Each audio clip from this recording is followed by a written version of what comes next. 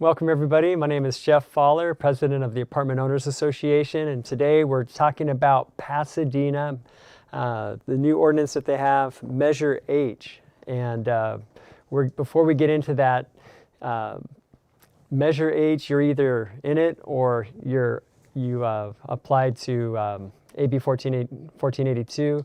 So there is a great video done by the speaker today, had thousands of views and just very popular on AB 1482. That's the California Tenant Protections Act. And so that's another great video that you can watch. You can look that up on YouTube. If you're a member with AOA, it's in the member portal as well. And so just a heads up for those of you that want to know more about that. Also, when we take questions, we will only answer questions that relate to Measure H and to AB 1482. So those are the two things. If you have a other type of question, then we will just filter that out when we look at the different questions.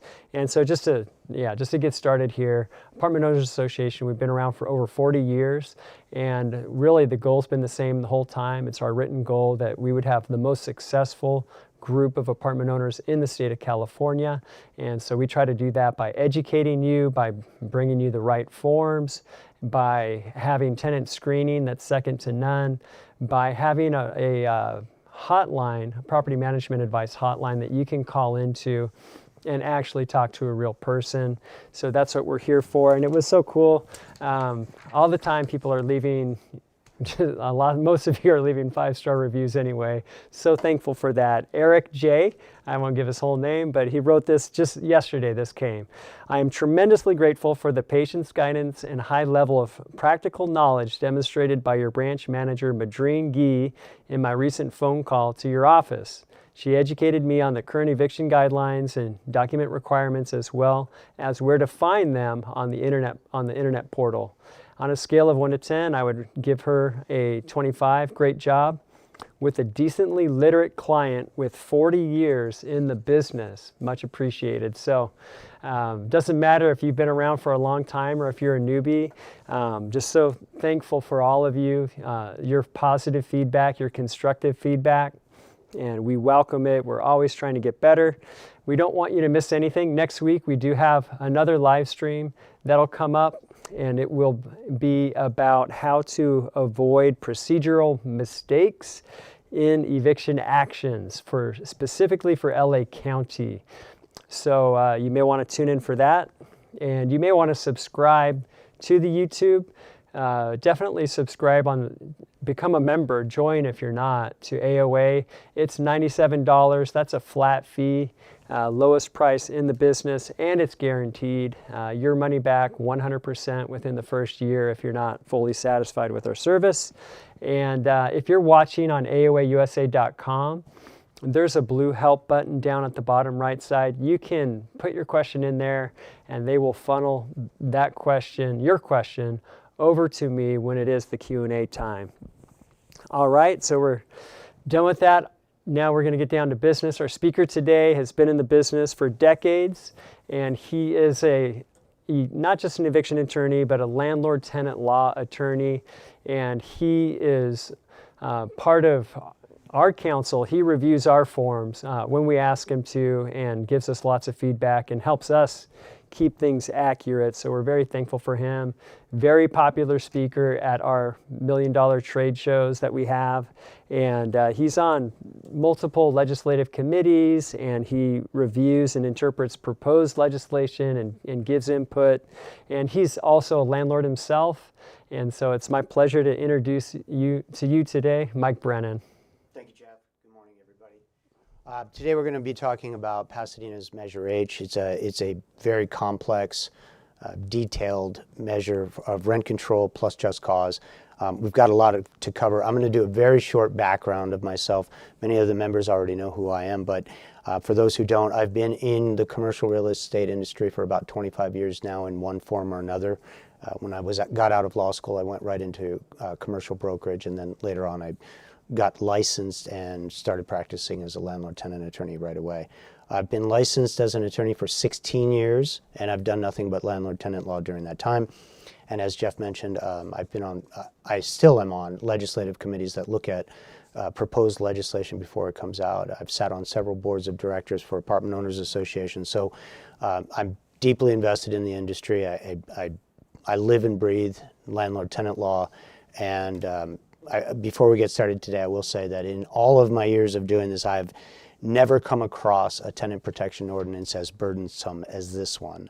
I used to think Los Angeles was pretty bad. Then Los Angeles County came out. Now Pasadena's come out, and in fact, it looks like South Pasadena is also contemplating one similar to this. So this is, as I said, it's a very detailed, very complex tenant protection ordinance. We're going to go through it, and I'm going to do my best today to cover it at a level that will give you a very good understanding about it, but I don't have the time to go into all of the little details and all of the little nuances today. So whether you use our firm as your landlord-tenant firm or you use a different firm, it doesn't matter to us. If you have property up in Pasadena, before you make any moves, before you do rent increases, before you terminate tenancies, I encourage you to reach out to your attorneys and make sure you're following these procedures.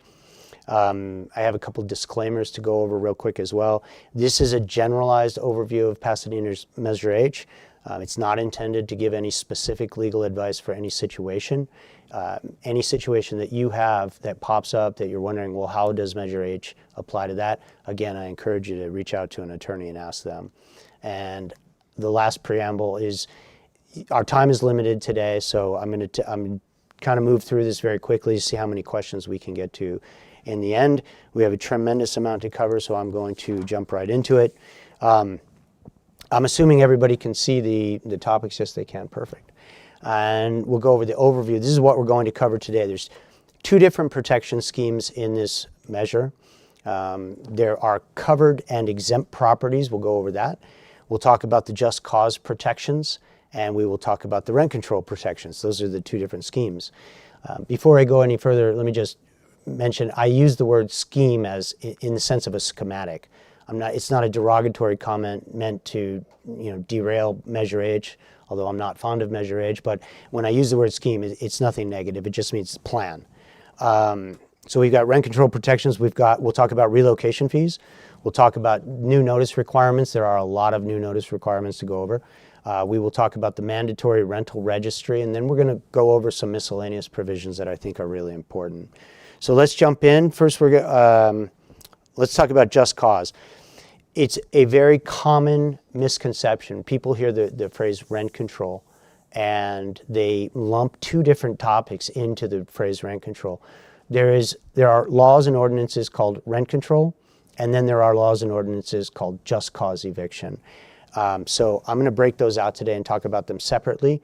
Oftentimes, like I said, people will use the umbrella phrase rent control when they really are trying to talk about just cause. So I think it's important that everybody starts using the lexicon and understanding the lexicon correctly. Right now, we'll start off talking about just cause. Actually, I think we're going to start off with exempted properties first. Here we go. Just cause protections. All right. So which properties are covered by the just cause provisions in Measure H? The short answer is all of them, single-family homes included. Oh, well, we'll get to that in a second, but every property in the city of Pasadena is covered by the Measure H's just cause ordinance. Now, rent control protections, that's a different story. You have a law called Costa-Hawkins that governs rent control. And what it does is basically it limits a municipality's ability to put rent control on certain properties. For example, properties built after February 1st, on or after February 1st, 1995, that municipality cannot implement rent control on those properties. So those are some exemptions that carve properties out of the rent control protections. I'm just looking at my notes to make sure. So make sure I don't miss anything. So in Pasadena, what you now have is you actually have a three-tiered property system. You have properties that will be governed by the just cause ordinance. You have properties that will be covered by the rent control ordinance. You have properties that will be covered by the Tenant Protection Act. We'll talk about that in a little bit. And you have properties that will be covered by, as far as rent control is concerned, they'll be covered by nothing. Going back, just to reiterate, rent control, you have either Pasadena, Tenant Protection Act, or nothing. Just cause eviction, everything is controlled. So now that we know which properties are covered by both protection schemes, let's talk about which properties are exempt. There are some properties that are exempt here. As I said, some units are going to be exempt from both protection schemes. You've got owner-occupied roommate situations. So Pasadena carved that out. One other thing I should bring up, when I read this ordinance, it was not only was it very burdensome on landlords, but it's using a whole new lexicon that implies to me it was not written by the city attorney alone. The city attorney, it looks to me like they worked in conjunction with a lot of tenants' rights organizations to create this, but they are starting to use language that you don't find in other tenant protection ordinances. So having said that, that's part of the confusion with Pasadena's Measure H is when you read it, if you're like me and you do this every single day, you're looking for similarities between this and other rent control ordinances or just cause ordinances, and they're hard to pick them out because of the language that Pasadena used. So for the owner-occupied roommate situations, it doesn't actually say roommate, but that's what it boils down to after you understand it. So owner-occupied roommate situations, these are designed for owners who rent out rooms in their house. That's why I'm calling it a roommate situation. So that would be exempt from Measure H. A tenancy in a homeowner's primary residence where the tenant shares a bathroom or a kitchen with the owner. That would be an exempted property. You have short-term lodger relationships, which are also exempt from Measure H. These are hotels, motels, boarding houses, things of that nature, where the stay is less than 30 days. Anything that, if the stay exceeds 30 days, that tenancy would no longer be exempt. So I know, for example, I'm not saying this is legal, but I know people do use Airbnb. They might have a second house. Pasadena is a great place to do an Airbnb. It's very local, it's very centralized, especially during January, Rose Parade, something like that. If you've got a situation where you let that individual stay in your property for 30 days or more, you've just created a tenancy rather than a short-term tenancy. So that's if you can keep it less than 30 days, you're exempt because you're on the short term. Other units that are exempt from this are units in hospitals, covenants, monasteries, dormitories, affordable housing tax credit properties are exempt, and units subsidized with government funds. So that's properties that are exempt from both schemes. Some units are exempt from rent control only. I talked about that. That would be a Costa-Hawkins situation. So any property subject to Costa-Hawkins would be exempt. And you have, the city has come up with its own density bonuses for developers. Those properties would be exempt as well. So we now have a better idea of which properties are exempt. For those of you who have properties in other jurisdictions, you'll notice that this list is much shorter than exempted properties in other jurisdictions. So that's part of the reason I say this is a much more burdensome measure than other ordinances that control rent control or just cause evictions. All right, we just talked about this. I just want to make sure I'm not missing anything. We talked about that. All right, we can move on to this one. We talked about exempt properties too. Perfect. We're moving along well. All right, so let's talk about this now. These are the two types of evictions that are protected under Measure H. Measure H has, very similar to other ordinances, they have what we call at fault, which you can imagine what that means, and then you have no fault provisions. So under Measure H, the first at fault provision you have is a failure to pay rent. That's universal. In any tenant protection, failure to pay rent is considered a material term of the lease.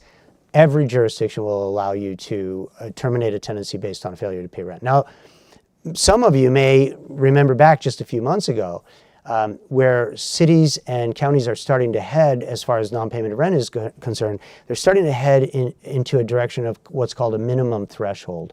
So, for example, the city of LA now has a minimum threshold where even if a tenant owes you rent, you cannot terminate that tenancy unless it is a certain amount. In the city of LA, it's 1 month's rent, and it's not what that tenant was paying for 1 month. It's 1 month's based on HUD's numbers, which can be a lot more than that tenant may be paying. Surprisingly, Pasadena's Measure H doesn't include that. It's just a failure to pay rent. So that's your first at-fault reason is failure to pay rent. The next at-fault reason, which is a little bit concerning, is breach of a reasonable lease covenant. Now, I'm taking the language right out of Measure H.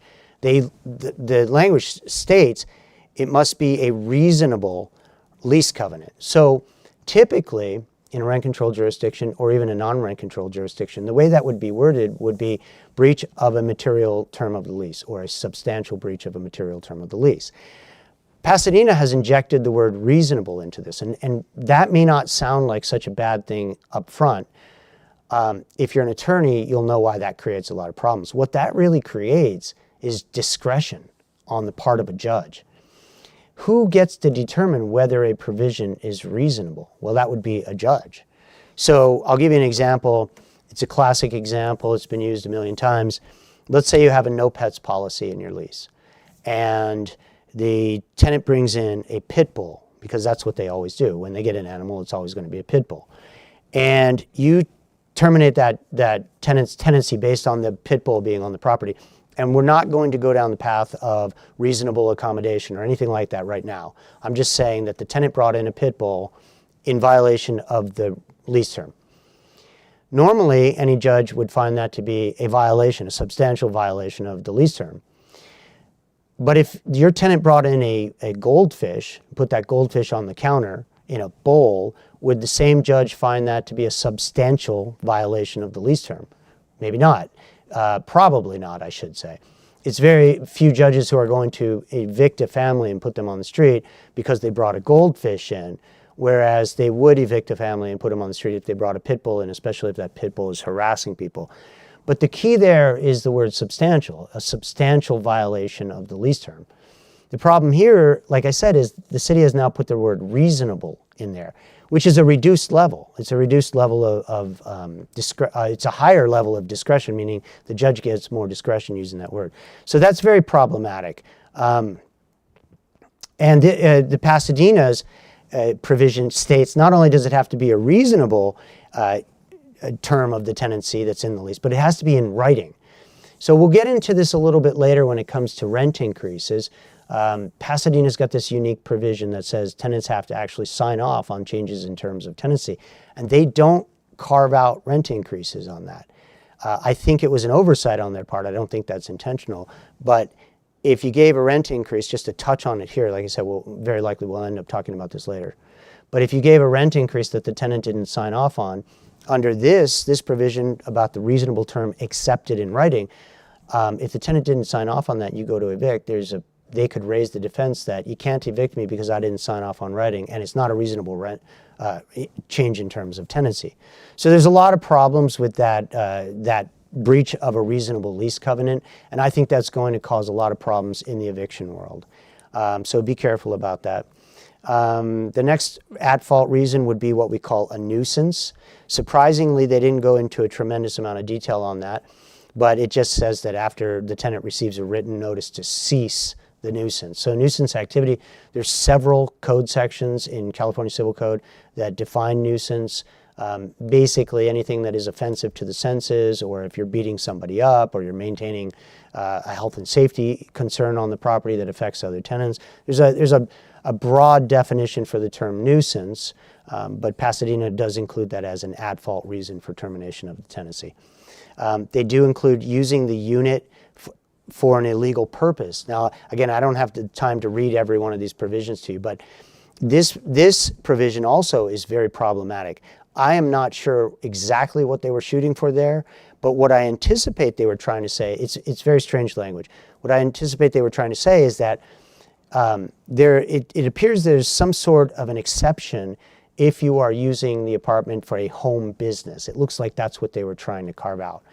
Typically, for an illegal purpose, what it really means is, for example, you're selling drugs out of the property. Illegal purpose, illegal behavior, nuisance behavior, there's a lot that you can do on that. Using it, for example, as a retail grocery store would be an illegal purpose, something along those lines. But like I said, there's some language in Measure H that looks like they were trying to carve home businesses out. Now, that may not, if we go back to a reasonable lease covenant, again, if your lease says you are to use this strictly for a residential purpose and no business may be run here, can you use illegal purpose if they are running a business out of that? Maybe not, but you may be able to go up and use that breach of a reasonable covenant. But here again, we get to that judge discretion. what if there's a city code on file that says as long as they get a license, they can run a business out of their apartment? So now you have competing provisions. You have a city code that says they can, you have your lease that says they can't. That word reasonable, a judge could say, well, is that a reasonable provision given that the city allows them to do it? And these are the kinds of problems I anticipate happening. The failure to provide access to the landlord would be the next at-fault reason. And that, again, it's got some unique language in there. It says, provided the tenant has received proper notice. We all know that that's generally a 24-hour notice. And the landlord intends to access the unit for the purpose of making repairs, inspections permitted or required by law, or for showing the unit to any prospective purchaser or mortgagee. So you can imagine there's a lot of reasons you can get into a tenant's unit. They're just listing those three. And so failure to provide access, even that, they're whittling it down. It isn't simply that the defendant, or the tenant rather, fails to let you in. It's got to fall within one of these. Now they did say under the inspection, it says inspections permitted by law. So arguably we would take the position that, well, if my lease says that they have to cooperate and I can go in for maintenance, repairs, alterations, things like that, that's permitted by law, and that would be an inspection permitted by law. Also, and to be candid, I don't know if AOA's lease has this. If it doesn't, we should certainly draft it and put it in there. But your leases now should have a provision in there that talk about the landlord is permitted to come in and make health and safety inspections, to inspect repairs that have been made, to inspect conditions that the tenants have caused, for example, hoarding. That's a tenant-caused condition. And if a landlord comes, it's a health and safety issue is what it is, and a fire hazard, a tremendous fire hazard. So we're going to have to create some language that says that is one of the permissible inspections, would be if a landlord discovers a hoarding condition and a landlord serves a notice, now we have the right to come back in to inspect that the health and safety issue that it created is resolved. But we'll tackle that very shortly. The next at fault is a subtenant in sole possession. And what this says is that the person in possession of the unit at the end of a lease term is a subtenant not approved by the landlord. So that's very common in most just cause ordinances. This one's no exception. However, they've got some where it says they're a subtenant not approved by the landlord. We'll get to this in a later section, but there are some nuances to the landlord's approval of subtenants and where the landlord has to and whether they can evict for them or not. So it's not as clear-cut as it sounds right there.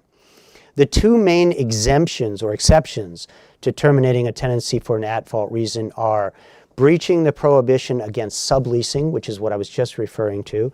As long as the tenant still resides in the unit and the sublessee replaces a departed tenant on a one-for-one basis, you would not be able to evict the tenant in that situation. Or where the landlord has unreasonably withheld a right to sublease.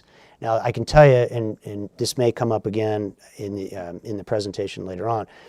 Oh, it's right here, in fact, protected additional occupants. The ordinance or the measure specifically states that a tenant cannot be evicted for violating the lease agreement by adding to the rental unit a single additional adult tenant. So in other words, if your lease says they can have 3 people, they get to have 4. And you cannot evict a tenant for an additional occupant, even if it's beyond the 4, who is a spouse, domestic partner, child, parent, grandchild, sibling, or other dependent relative. So, for example, if you had a tenant that had, let's say it was just a single person with a child, and that person ends up getting married, or that a single person, let's do a different scenario, a single person with a child, and they bring in a roommate, and there's their one additional occupant. Now they get married and they bring in their spouse. Well, arguably you can't evict them for that either now because they fall under that second category of a spouse or a domestic partner, even though you have already had the additional adult occupant. So there's a lot of wiggle room in there for the tenants to bring in additional occupants without the ability of a landlord to limit that or evict them for it. Now, one thing I will state that the language is missing on this. It doesn't address this, but because it provides a provision that seems to imply you can evict for an unauthorized occupant where you didn't unreasonably withhold the permission. The question arises that is not answered by the measure is, does the owner have a right to screen this one additional adult? Or does the owner have the right to screen the new spouse or the grandchild or the child or anything along those lines? It never addresses a landlord's right to screen, whereas other just cause ordinances specifically state that the landlord does have the right to approve people. So again, poorly drafted, I'm not sure. Was it intentional? If you fall more on the more cynical side, yeah, that's intentional to give the tenants as much latitude as they can. All right, so now let's talk about what are the no-fault grounds for terminating a tenancy. So the first one right off the bat is necessary and substantial repairs requiring temporary vacancy. So again, very problematic provision in here. The requirements are that it sounds very much like the Tenant Protection Act, right? I need to do a lot of work on this unit. I'm going to terminate the tenancy so I can get in there and do the rehabilitation. Except it's much more narrow than the Tenant Protection Act. This one, it says the landlord must have all the required permits in hand.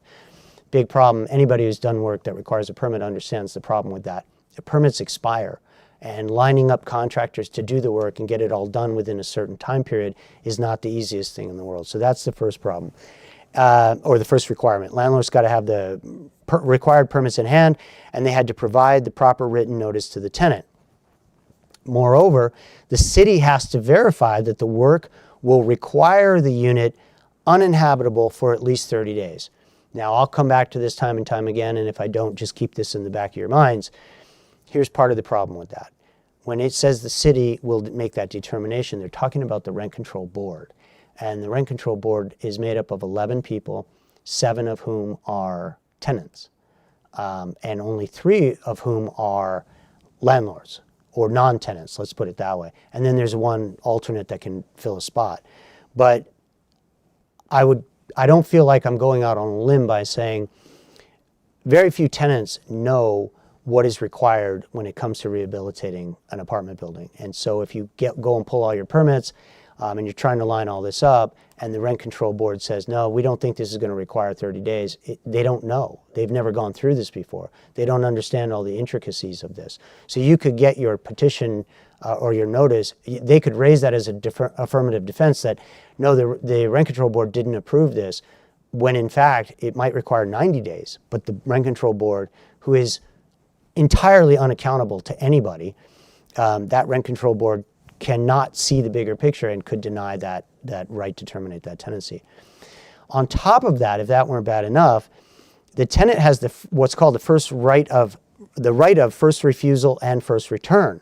So a tenant can elect, under Pasadena's Measure H, when you do a substantial remodel and you go and you get all your permits, and even if the city says, yes, this is going to require more than 30 days to do this work, so we're going to approve you terminating this tenancy, that tenant gets the right of first refusal and return. And there's 2 different clauses. Right of first refusal says that they can take any vacant unit owned by the landlord as long as the condition is the same or better than their unit, and not as long as, but the unit doesn't have to be on the same property.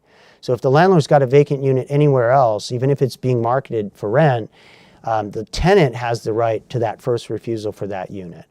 And then they have the first right of return, which means that they get to reoccupy that unit when it's done at their old rent. So this is not like the Tenant Protection Act, where you can terminate a tenancy, go in, remodel, rehabilitate an entire unit, and then put it back on the market for market rent. I'll give you an example. It's funny that the example I'm about to use was a real life example up in Pasadena. And this is where we're going to run into problems. A client of mine bought a property, 21 units. As soon as they bought it, there was a pipe that broke in the wall. Tenant notified them. My client jumped right in on it. And when they broke open the wall, what they found was the entire building was piped in 85-year-old galvanized piping. And so they had to gut the whole building and pull all of the walls out of the entire unit. Luckily, they were able to empty the entire building right before Measure H was voted voted in. I'm missing the word right now.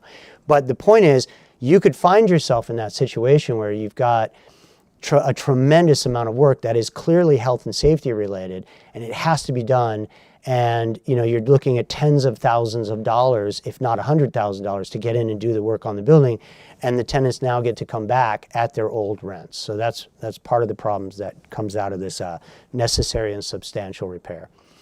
The next no-fault termination is owner occupancy, and again, this one has more requirements than normal. In this one, for example, the owner has to be a natural person with at least 50% ownership interest. No LLCs, no corporations. So if you're a landlord who's been asking, should I put my property in an LLC for legal protection, et cetera, if you ever intend to live in it and it's in Pasadena, you won't be able to do that. So, you shouldn't put it in the LLC because then you won't be able to use it as owner-occupied.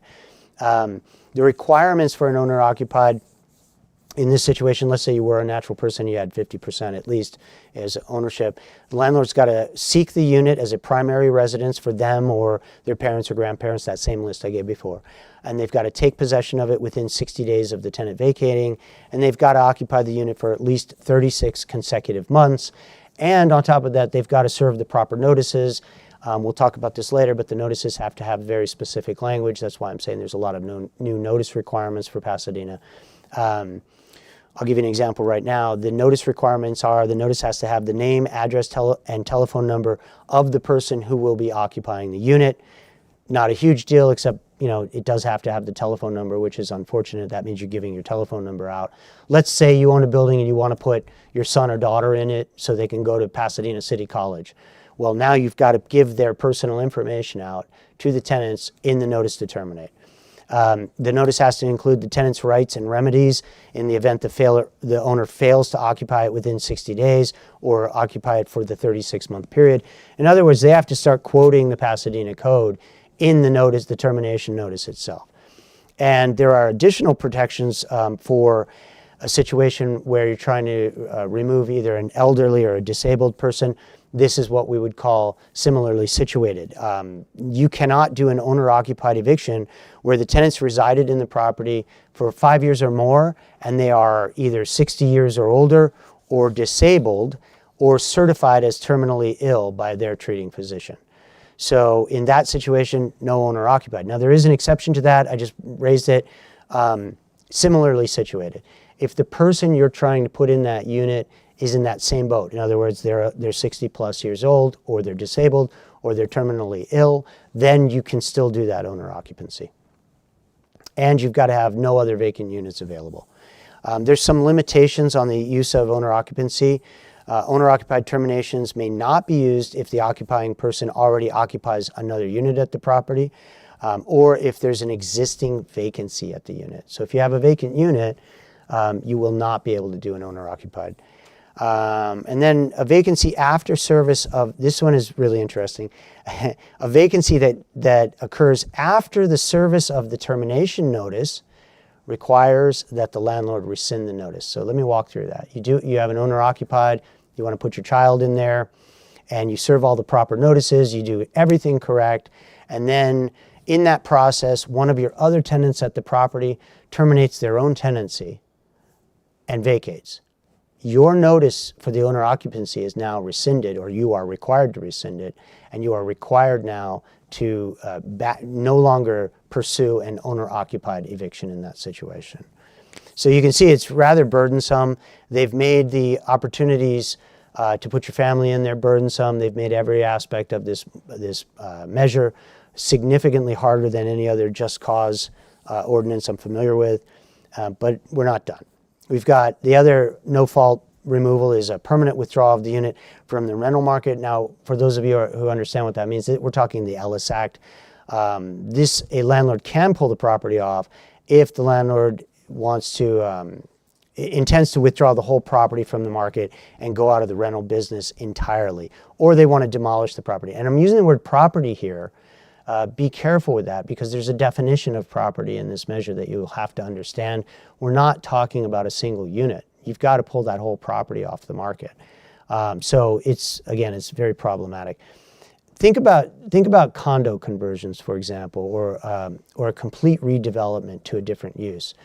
That's what they're talking about, going out of business. So let's extrapolate on that a little bit. When a city puts a measure in place that is this burdensome, it is the city always takes the position, hey, this is designed to protect housing. We need a good housing, clean, habitable housing base for the tenants in the city. And in this case, Pasadena, don't quote me on the statistic, but I think I'm pretty accurate. It has something between either 58 or 68% renters in the city. Okay, fine. If you think about what I've gone over so far, they say they're trying to do this to keep a affordable, habitable housing stock in place. But they've stopped all three of those. Affordable, every time a landlord can raise the rents now, they will raise it to complete market rent or the highest rent increase they can get. Habitable is going to be problematic. I actually anticipate that the city's habitability or habitable housing stock will go down, because if you think about what I just told you about the plumbing, what owner is going to go in there and do a substantial remodel when the tenant has the right to come in at their old rent? The landlord will not be able to afford to go in and keep that property at a habitable, affordable rate, whether it's for this tenant or a future tenant, if they cannot recoup that money. And we're going to talk about that in greater detail later when we talk about rent increases. But you can see the point. If you can't take the property, terminate a tenancy, and go in and do a substantial or a major remodel and recoup that by going to market rent, landlords are going to stop putting the money into their buildings. And the reason I say we'll talk about this later is because when we talk about the amount of the increases, it's not even CPI that will be permitted. So a landlord will already be behind the curve every year.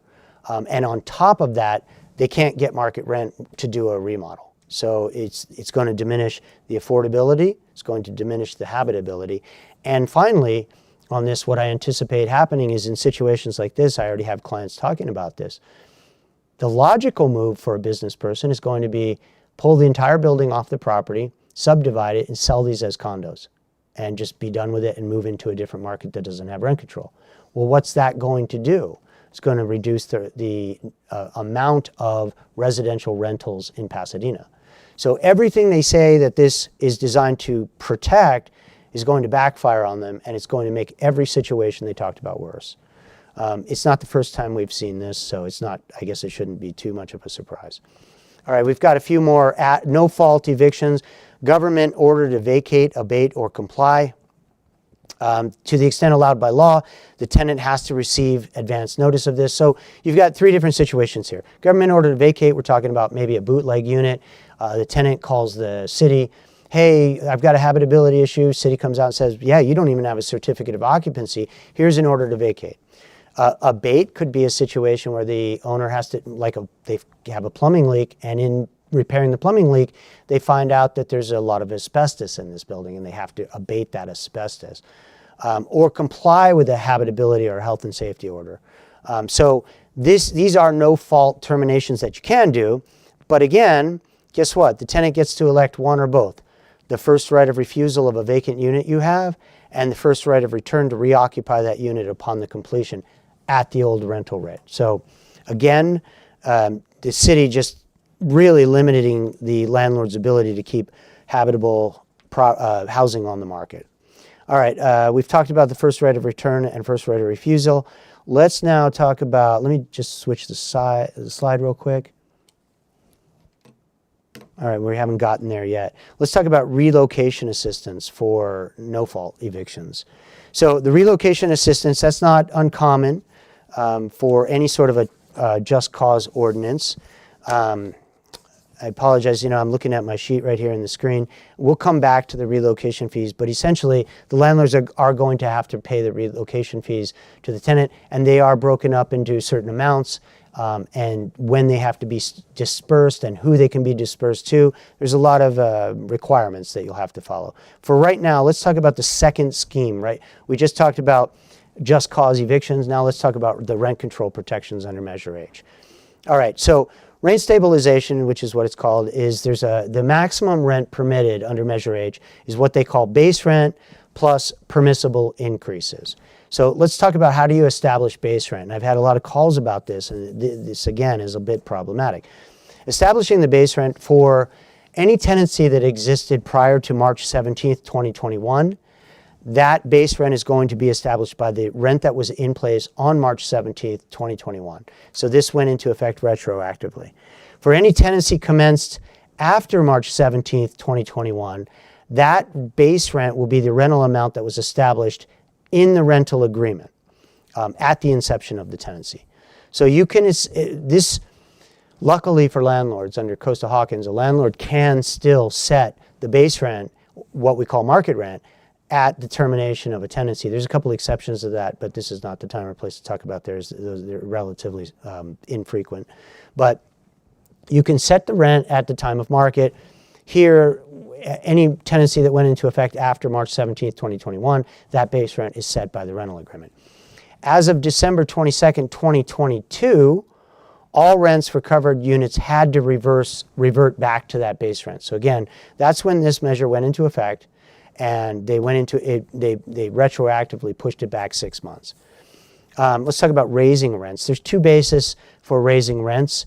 You have your annual general adjustment, that's going to be provided by the rental board. They're going to make the determination, okay, how much is the annual general adjustment? And then you have another way to get an increase, which is called petitioning for an increase based on what is defined as an unreasonable rate of return, increased expenses. All this will be discussed in greater detail in a little bit. But what they don't bring up, or at least I wasn't clear on, is capital improvements. We'll get into that. I just couldn't get a clear answer on how capital improvements will be approached by reading. I read this measure probably 10 times, underlined it, highlighted it, and I still couldn't get at least based on my notes right now, I couldn't get a clear direction on how are we going to approach capital improvements on that. So how frequently can you increase the rent? With an exception of a petition where they would grant, hopefully they would grant it if you can meet their requirements, you can only raise rents once per year. There's one permissible rent increase per year, and the amount is going to be 75% of the year-over-year increase in the CPI for the Los Angeles, Riverside, Orange County area. So I want to unpack that a little bit. What does that really mean? Is it 75% of CPI? No. It's 75% in the change in CPI. So if CPI is 3%, I'm just using round numbers right now. Let's say it's 3% right now. And next year, the change in CPI is 1%. It increases by 1%. The maximum amount you would be allowed to raise that rent would be 75% of that 1%. So you're not even getting the 1%. You're not getting CPI. And this goes back to what I was talking about before. You're getting less than CPI. And if you have to do a substantial remodel on it or something goes crazy and you have to vacate a unit to go in and take care of some health and safety unit issues, you're going to have these tenants with this first right of return that get to come back after you've put all this money and work into the unit, and they get to come back at their old rent. So again, you can see how this is going to create a lot of problems in the city of Pasadena. A negative CPI is obviously going to result in no increase at all. So for example, last year, year over year, the CPI was something in the neighborhood of 7%. So under the Tenant Protection Act, you could actually get a full 10% increase. Here, if we go down, which I can tell you we already are going down, I already see where it's trending, it's less than what it was, the year over year for the last increase. If we go down, the landlords in Pasadena are going to get no increase at all. So again, problematic for the landlords. Determining the permissible increase amount is going to be done by the Rent Control Board. And we'll talk about this again later on in the presentation, but the problem with that is the Rent Control Board does exist. As of today, it exists. They know who the Rent Control Board is, but they have no address, they have no office, they have no telephone number. They're not yet meeting, to the best of my knowledge. We just checked all of this last week with the city, and the city confirmed this. So you've got a rent increase. Like I said, it's going to be announced each year. They're supposed to announce it by September 1st of each year, and that would mean that October would be a permissible increase. Right now, I anticipate they will be up and functioning by September 1st. That's my best guess, I could call it. But there's no guarantee. Like I said, they're not functioning at all right now. So I don't even know if we're going to have a an announced permissible rent increase this year. How do you go about implementing the increase? Well, you've got to give the tenants 30 days notice. Now, it comes back to that situation I was talking about before about evicting people. It's clear that any change in terms of tenancy, according to their language, has to be signed by the tenant if you want to implement it. They did not carve out rent increases. So is that, and again, I think it's just an oversight because I've never seen any sort of rent control that does this. But if the tenant has to sign a change in terms of tenancy and they meant to include rent increases in that, what do you do when you give a legal rent increase and the tenant doesn't sign for it and then they don't pay it? Can you evict for that? According to the plain language of Measure H, it does not seem that way. I'm hoping I'm wrong. I'm hoping it was an oversight, and when they become functioning, they go in and change this language and carve that out. But as of right now, it's unclear. It's in the gray zone, I'll call it. The notice has to be served within the 12-month period. So if you do increase the rent and you serve that notice, it's got to be done within the 12 months from them announcing it. And what that is alluding to is there's no rent banking. You cannot forego an increase this year and then give them an increase next year for next year's increase plus this last one that you missed. If you missed it, and it's really your problem. And then the first effective date to realize the increase, as I said, there's no rent banking on that. You've got to give them the notice within the 1 year, and then 30 days later, that notice becomes effective. All right. Are there any prohibitions on implementation of the permissible increase? Well, as you might guess, the answer is yes.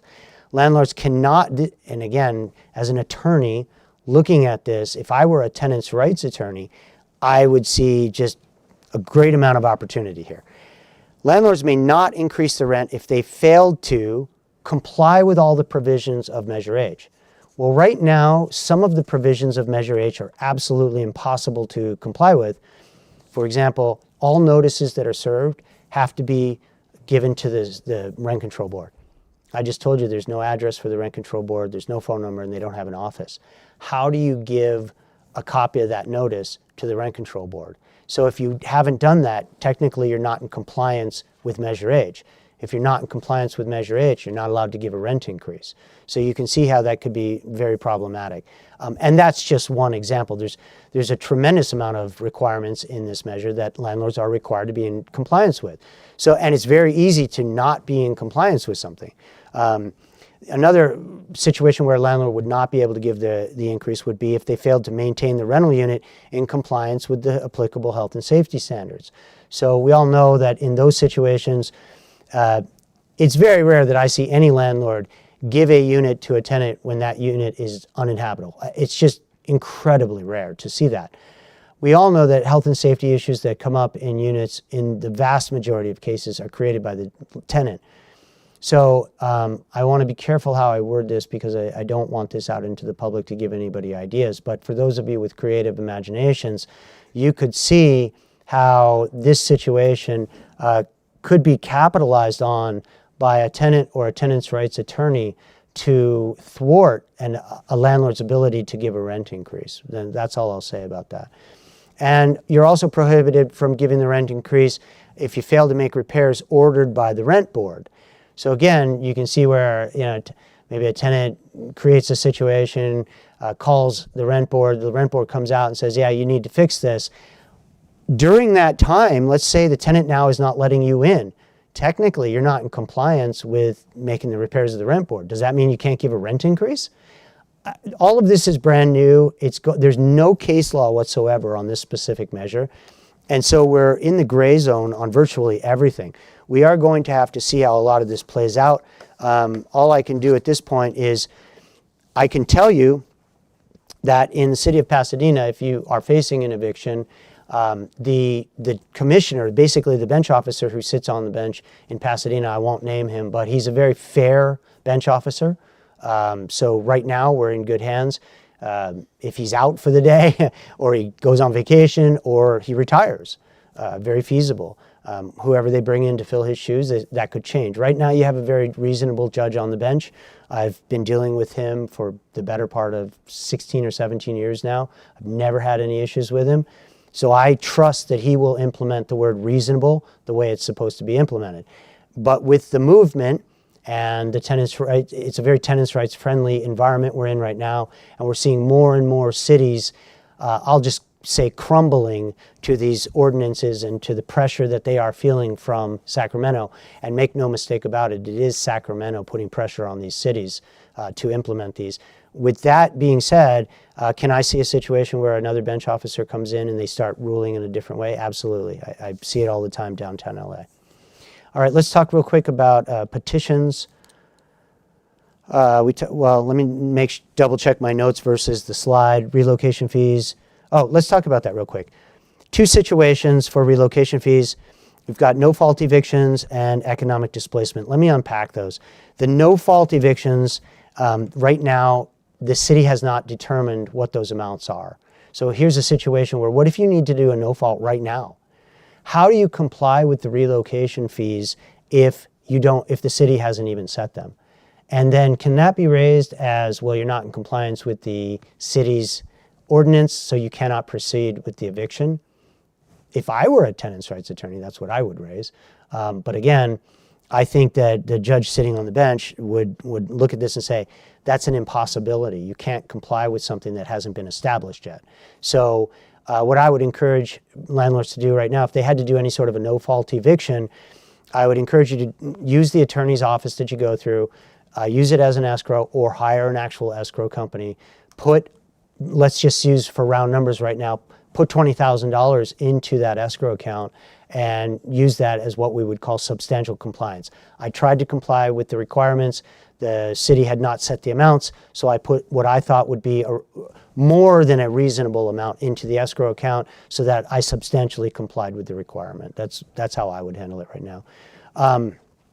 Let's talk about, let me make sure I'm on the same amount. Let's talk about payment requirements. So how do you pay this out on these relocation fees? 50% has to be paid to the tenant directly within 10 days of the service of the termination notice. And then the other 50% has to go into that escrow account at least 28 days prior to the expiration of the 60-day notice. So I'll let you guys get out your calendar and figure out the math on that. But it isn't 20 days after they vacate or anything like that. It's 28 days rather, prior to the expiration of the notice.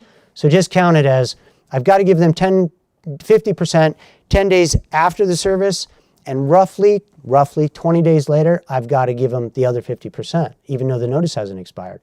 Well, that's a little crazy. I've given them all the money at that point, and the notice hasn't even expired. So the measure does try to take that into account. It says that the escrow funds, the 50%, are to be, I apologize, I'm going to back up for a second. I may have misspoken just now and misled people. It doesn't have to be paid out within that 28-day period.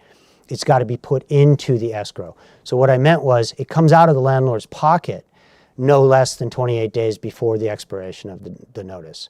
But only 50% has to be paid to the tenant, and that's got to be done within the 10 days of the service of the notice. All right, so what is the last 50% for? That 50% is to be paid, this is the way it's worded, paid upon the tenant vacating the unit, okay, that seems reasonable, or upon the tenant requiring the funds for either moving expenses, security deposits, or utility connections. So the utility connections, I get that. They've got to put it in their name. Sometimes a security deposit is required. Okay, so how does a landlord approach that? Well, you ask the tenant to provide some sort of evidence. Okay, so you've got, let me see the letter that says you need the utilities and you need a deposit for the utilities. Let me see a signed lease that requires that security deposit. Let me see the bid for the U-Haul truck or whatever it is that you're claiming is a moving expense. Let me see those receipts, and I'm happy to reimburse you for that. But it does have to come out of the account when they present you with that evidence. And then the second situation for relocation fees is the one that I really take issue with, as do many other people, because this is the basis of the lawsuit. Many people know the city was sued over this Measure H, and there were several causes of action brought. Only a couple of them survived. This is not the place to go into the details of that lawsuit. But the real basis of the lawsuit was an allegation that what I'm about to talk about amounts to rent control. And I agree with that. In my opinion, it does. So what am I referring to? The second place where relocation fees are required is where a landlord gives a legal rent increase and the tenant the rent increase has to be in excess of 5% plus the most recently announced annual CPI adjustment. All right. So you do have situations, you will have units now in the city of Pasadena that are not governed by the rent control ordinance. I talked about that before. They fall under Costa-Hawkins. And whether it's under the Tenant Protection Act, maybe the Tenant Protection Act allows an increase of, let's say, 10% this year, or whether they're a brand new unit and they're not governed by any rent control ordinance. In any situation where a landlord gives a rent increase greater than 5% plus that CPI, the tenant now has the right to turn around and terminate their own tenancy based on what is called economic displacement. In other words, Mr. Landlord, I don't like the amount you increased my rent, so I'm going to go ahead and terminate my own tenancy now, and you have to pay me relocation fees to move.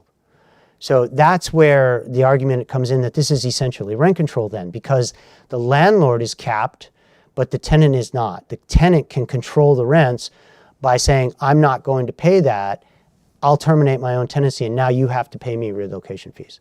So that's, again, that's the basis of that. It's a large lawsuit, and we'll see how that unfolds. Right now, it's still grinding its way through the legal system. All right, like I said, the amount of relocation fees, we don't know how much those are right now. The city hasn't calculated these. These relocation fees apply only, like I said, they apply only to units that are not covered by the rent control ordinance. These, when I talk about this economic displacement, because they fall under Costa-Hawkins, it's units that were built after February 1st, 1995, or single family residences. Those would fall under Costa-Hawkins. So that economic displacement would apply to those. They do not apply to units falling under any unit that falls under the city's Measure H. Rent control. Let me be clear about that. All right, let's jump into this now. I told you there's a lot to cover here. And believe me when I tell you, I am scratching the surface. I just don't have the time to go into all these nuances. Maybe we can unpack certain aspects of this in a later webinar and go into more detail on them. All right, let's talk about new notice requirements. There's a lot of them. Tenant's rights notice. This notice has to be posted at every property. So what do you do on a single family home? Great question. I have clients that are now buying picture frames with plexiglass in them, and they're bolting them right to the wall near the front door. It's not attractive, but you have to be in compliance with Measure H. So the tenant's rights notice has to be posted at the property. It's got to be posted at any property with a unit, not any property. Again, read the definition, what property means. With a unit that is subject to the article. So theoretically, you could have a single property with multiple units, multiple, let's call them single family homes, ADUs, something like that. Some are governed by the article, some are not because of the year of construction. So any property with a unit subject to the article has to have that tenant's rights notice posted at the property now. It's got to be in a conspicuous place, for example, the lobby, the mailbox, or at the public entrance. And it's got to be in either English, Spanish, or any other language required by the rental board. I'll let you guys look that up. What are the requirements for the language? The rental board does say that they are going to be printing these notices in different languages for people. Best of my knowledge, they do not have those printed yet. So again, here's a situation where technically you cannot comply with the ordinance. Does that prevent you from doing a unlawful detainer right now? It's arguable that it does, though I think you could get around it based on the impossibility and substantial compliance. All right, the next notice, either a new notice or a change in notice. This is a new notice. It's a tenant's rights notice that has to be served at the inception of the tenancy. So in other words, it's got to be served when you sign the lease. This one has to talk about the existence of the article. It's got to talk about the tenant's right to petition against illegal rent increases. Yes, if the tenant thinks the rent increase is illegal, they can petition. You can imagine, just based on some of the stuff I've talked about right now, how a tenant could say, your rent increase is illegal because of you didn't do this, fill in the blank, and I'm going to go petition the rent board. So it's got to tell them they have the right to do that. That notice that you serve at the inception of the tenancy has to have instructions for accessing the online rental registry, which is not up and functioning yet. It's got to be in the language used to negotiate the lease or any other language requested by the tenant. So even if you negotiated the entire lease in English, if the tenant requests this notice to be served in Spanish or any other language, the landlord has to accommodate that request. And they have to accommodate it as long as the rent board has that language produced already, that notice produced in that language.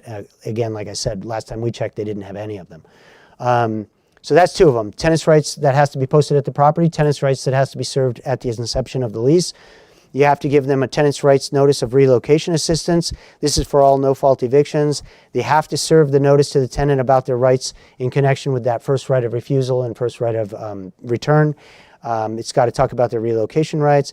It's got to be done at the time the notice is served. In other words, I would do it the way I'm going to do my notices, is it's going to be included in the 60-day termination notice. So if you're pulling it off for a no-fault reason, let's say you're going to Ellis Act it, you're just going to permanently remove it from the market, you're going to serve a 60-day notice, it would be in there.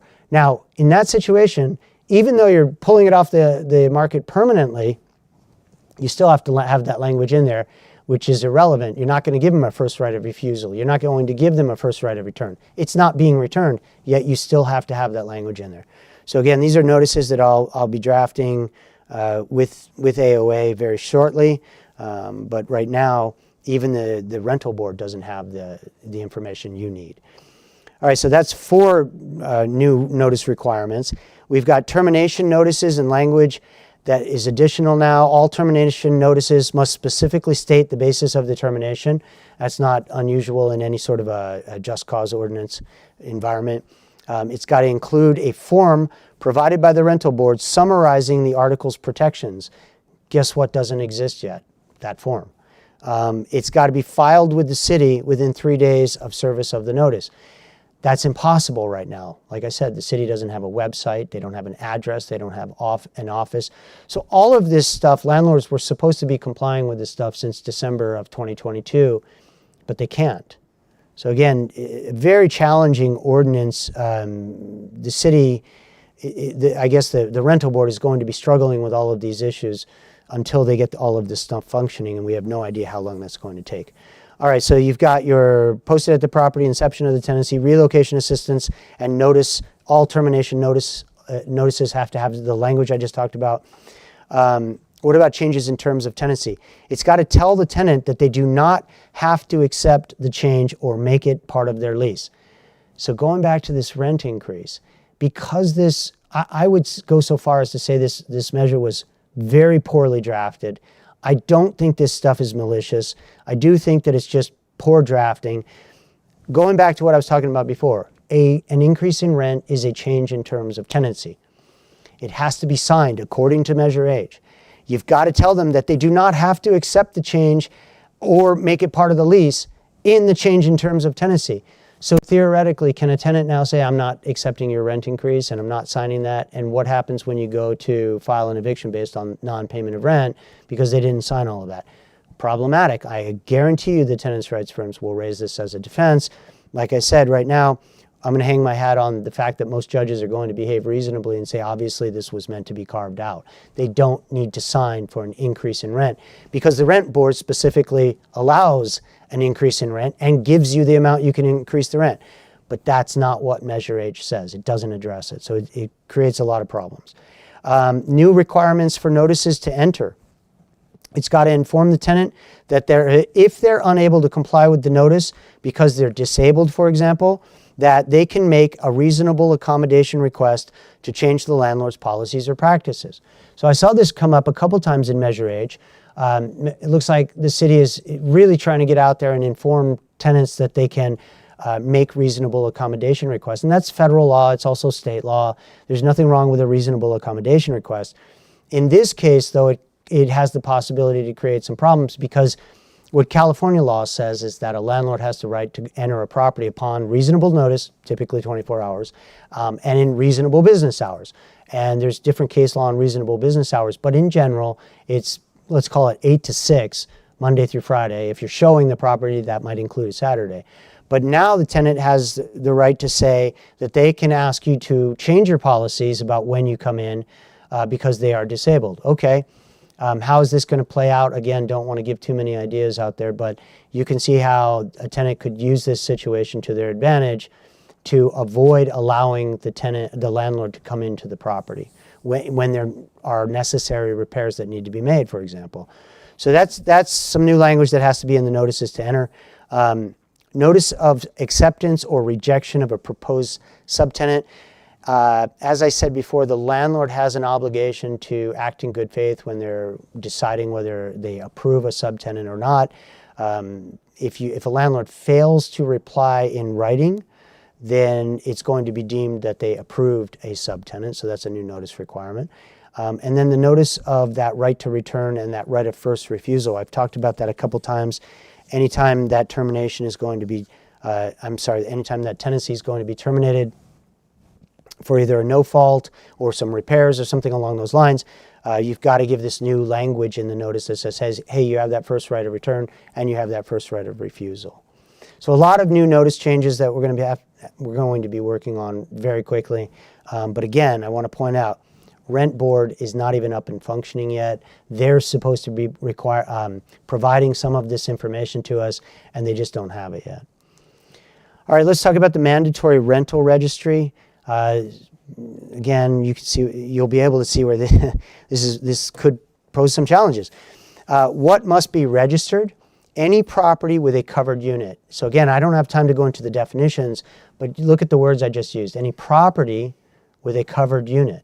Well, you could make the argument that every single rental property is covered in Pasadena because it's probably got a unit on there that's covered by the Just Cause ordinance because it covers all properties. So basically any rental property in Pasadena, more or less, unless it's exempted, for example, has to be registered with the registry board. Guess what doesn't exist yet? The rental registry. The mechanism, the actual registry does not exist yet.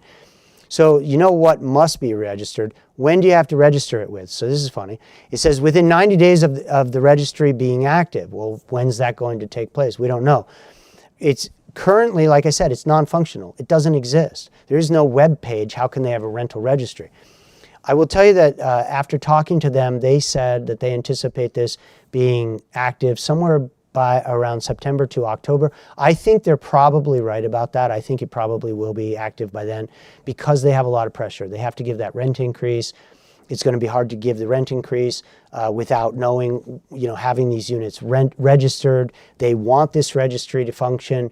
So I think they are actively working on this website, and they probably should have this up and running by September. All right, so what information is going to be gathered in this rental registry? Well, obviously the address of the property. The name of ownership will be required, including LLCs. I don't think that's a huge problem right there, but the interesting component of Measure H is it says it's got to give the name and contact of a point person who's an owner. So in other words, you can have an LLC. If I'm the managing member, I might have to give my personal information out to the public now as part of this rent registry.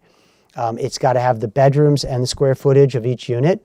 Not surprising. And it's got to have the beginning and end dates of all tenancies that were created or ended in the last 12 months. And it's got to have the rent collected over the last 12 months for each unit. So you're putting your rents out there into the public. It's got to have the utilities, services, and amenities included with rent for each unit. So I'm going to stop here for a second right now and give suggest a strategy. And I suggest you sit down with your landlord-tenant attorney, make sure you understand this strategy before you do this. You're not going to be allowed to remove services from existing tenants under this measure. So for new tenancies, I would review my property and I would say, okay, what does come with the tenancy? And I would try to limit it to nothing more than 4 walls. I'll give you an example. I'm unaware of anything that would make any of what I'm about to tell you illegal, but again, talk to your attorney. I would take away parking. That is no longer an amenity that comes with the apartment. If you have a laundry room and you're the one paying for the water, I would license the laundry room at this point. Get one of those key card readers, and the tenant has to pay a deposit to have that. And they have to opt into that program and license that. It's not an amenity with the apartment. Any amenity that you have, for example, if you're one of my clients who likes to provide cable to all the tenants, maybe that you don't provide it for free anymore. That gets piped into the building, but the tenant has to license that from you. There are FCC requirements. You have to provide some form of internet or cable. but you can see where I'm going with this. Any amenity that can be stripped out of the four walls, you might consider stripping that out now because of this information that you have to provide, and because of the burden on increasing rent, and because of the inability of the landlords to maintain and manage these properties at any sort of a profitable level over what will end up being a short term of time, given inflation and given the inability to raise it even to the CPI amount. So just take that into consideration. But going back to the rental registry, you do have to list in there what utility services and amenities are included with the rent. And that's what brought that up. What are your amenities that you're going to include? Because you're going to have to put that out into the public. So think about that. Information that's provided to the public now. What's going to be given out to the public?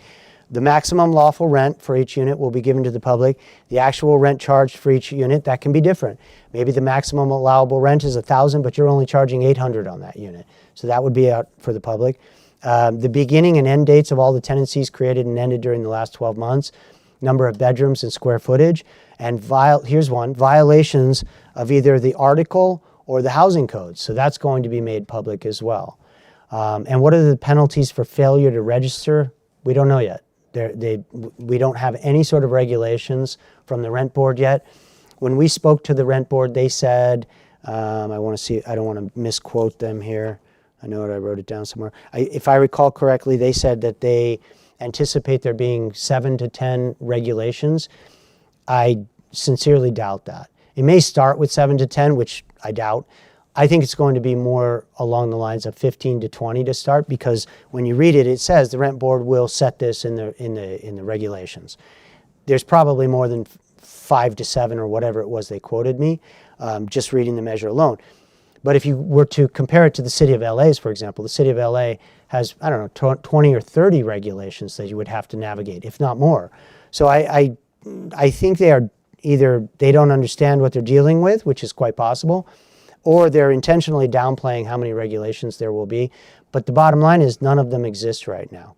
So we don't know what the penalties will be for failure to register the property. And some additional requirements. The article requires the rental board to complete the rent registry, the website, the portal, and all the forms required within 1 year of the effective date of the article. Now, the effective date of the article was December 22nd of 2022. So while they tell me they're shooting for September, theoretically, they have all the way up to basically the end of this year to get all of this stuff functioning. And in that 1 year period, it is impossible to comply with all of their requirements because they haven't created them. So you can see, again, how this is a very problematic measure, just cause, rent control measure, slapped together, in my opinion, quickly, hastily. They got all their highlights and their bullet points that all the tenants' rights organizations want and fight for, but the drafting of it was very poor in my opinion. It was very short-sighted, I think might be the better way to look at it. All right, let's look at some miscellaneous provisions that are very important. The rental board and the rules and regulations. As I told you, it's not yet functional. No staff, no website. These rules and regulations are not in place. We've already talked about that. The changes in the terms of tenancy. Basically, the Measure H has given the tenant the right to decide whether they're going to accept your changes in terms of tenancy. It's contradictory to California law, just black letter law, which says if a landlord serves a 30-day change in terms of tenancy and the tenant remains in possession after the 30 days, that change in term goes into effect automatically. The city has come back and said, no, the tenant will have the last say on whether that change in term goes into effect. And again, I've already talked about it 2 or 3 times now about how the increase in rent is a change in terms of tenancy, but the way this is drafted does that, it's easy to make an argument that the tenant could say, no, I'm not paying that increase in rent. Security deposits, that's an interesting one as well. The measure states that there's no increases as a condition of continued occupancy. So if you're one of my clients, you know that I've always said, every time you increase the rent, you should be increasing the security deposit by that same percentage or amount, up to the maximum is 2 months rent for an unfurnished apartment, 3 months rent for a furnished apartment. But the city of Pasadena has said, no, you cannot increase the rent as a condition of continued occupancy. So this is very vague. As an attorney who drafts leases, I think that we can draft something in there that would allow a landlord to build a provision into the lease that it's not a condition of continued occupancy, but the tenant will be required to increase rent, security deposit by a certain amount on certain dates in the future. But again, big hole in that provision. And interestingly, the landlords now have to pay interest to the tenants. And the way it says is the interest rate is going to be set annually in October by the rent board, and it's got to be paid after the first year within 21 days of the date on which the board makes that amount public. So my understanding of the way it's going to function is the rent board is going to go to several of the biggest banks in Pasadena, the major banks. They're going to ask them what their current interest rate is, and they're going to use that in determining what the interest rate is that should be paid on the security deposit, and the landlords are then going to have to pay that out to the tenant. I don't recall, when I read this, I don't recall the nuances to that specific provision. I do not recall it saying that it could be a credit against their rent, their next month's rent. It seems to imply that it has to actually be a check. So that's another administrative procedure the landlords are going to have to be dealing with, is after the interest comes out, you'll have to cut the tenant a check. Capital improvements, I said before, I wasn't recalling accurately whether they were allowed or not. Yes, they are allowed. Capital improvements and pass-throughs are allowed. They're amortized over not less than 36 months. And the rent will be reduced after that 36-month period. They're not part of the base rent, which is good for landlords. So going back to that situation where I said I had that client that had to tear the whole building apart, if that same client faced that situation right now, they would be able to go to the rent board and apply for that capital improvement and amortize that over the 36-month period for the tenants who were there when the capital improvement took place. So you will be able to recover a portion of any capital improvements you do to the property. There are some provisions about retaliation. The owner may not engage in any activity which is in retaliation for the tenant exercising its rights, including joining a tenants union. Now, again, this is one of those things that tenants' rights organizations have been fighting for a long time. There's some interesting case law that came out within the last year that talks about whether a property owner, a private property owner, has to allow other people on their property, and the Supreme Court said no, they do not.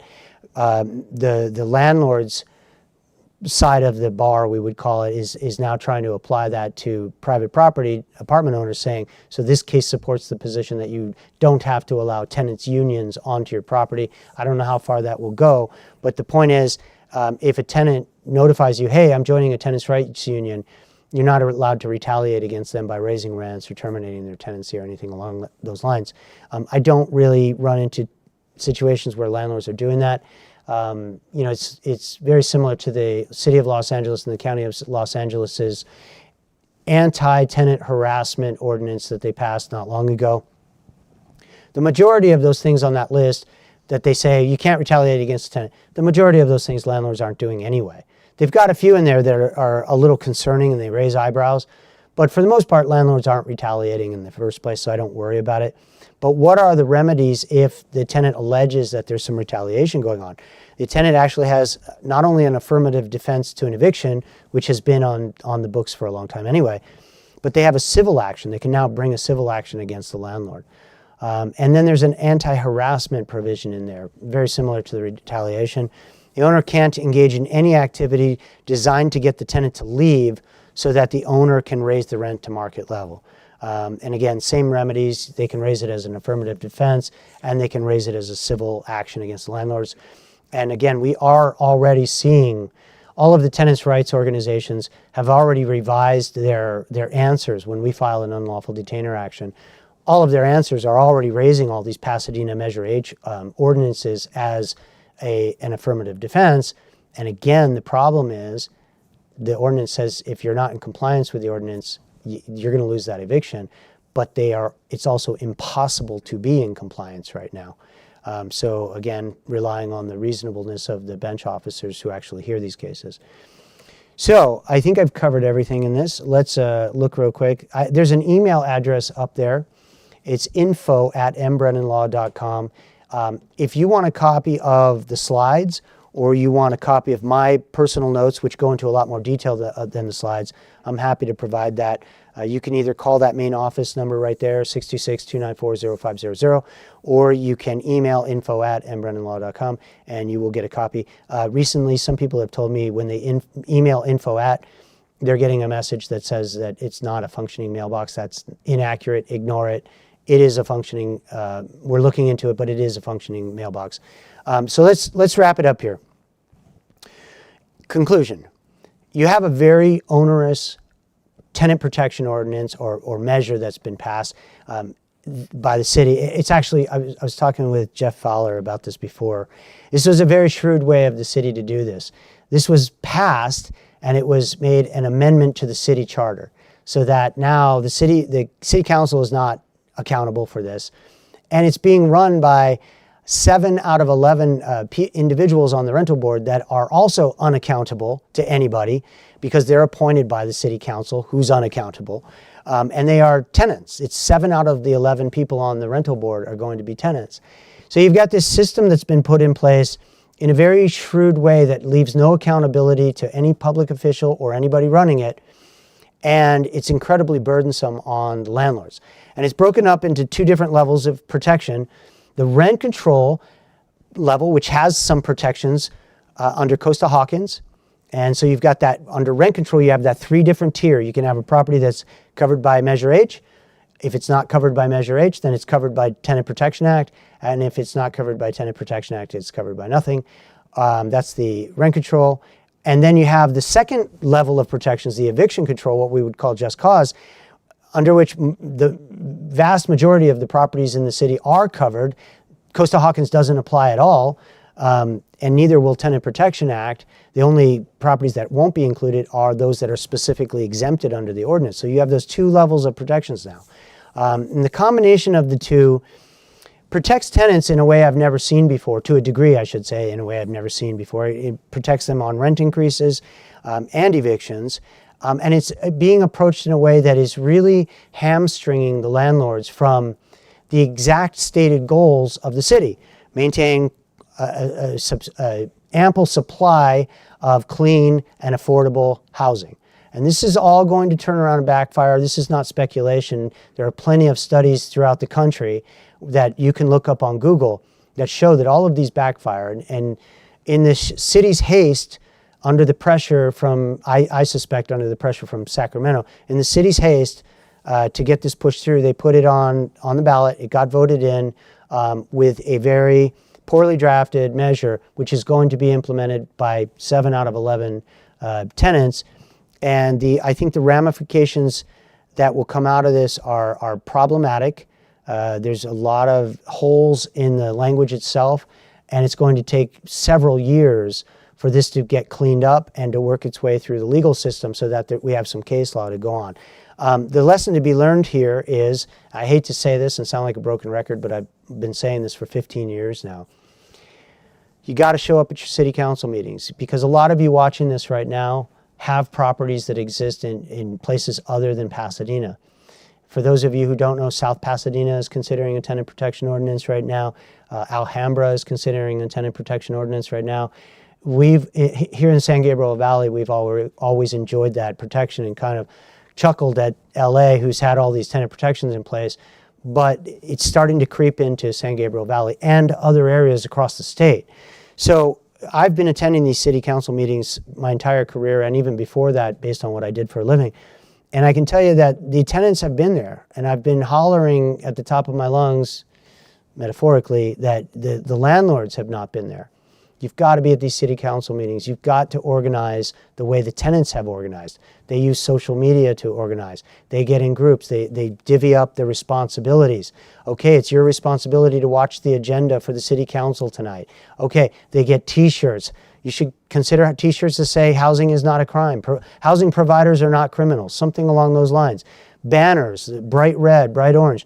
Show up. And for these cities who don't quite have this yet, but they're leaning towards it, you guys need to show up. I will give you 2 analogies right now where this has worked.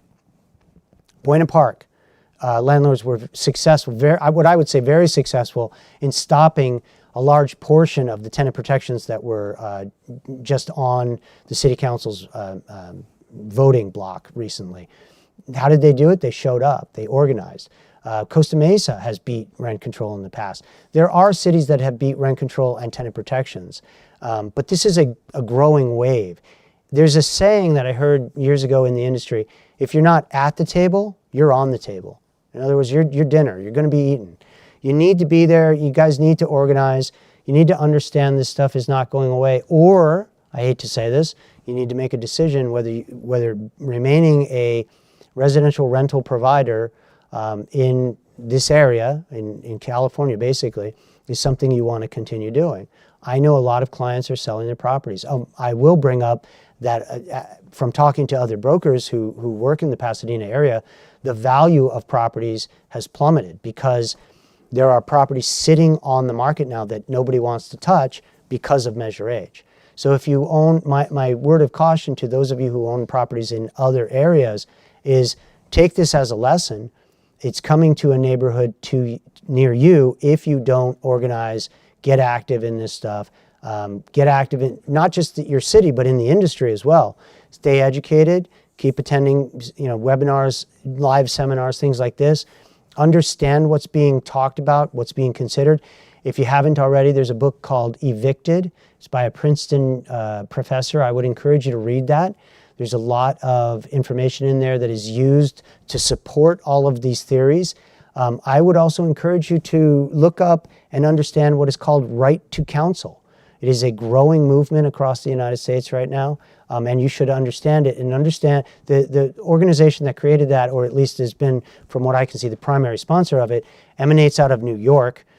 And they have what I would call reasonable arguments that they go into the cities and counties and they present to the city and counties as a way of diminishing the financial burden on the city and county and pushing that burden off to the landlord, the taxpayers basically, under this right to counsel law that's growing in popularity.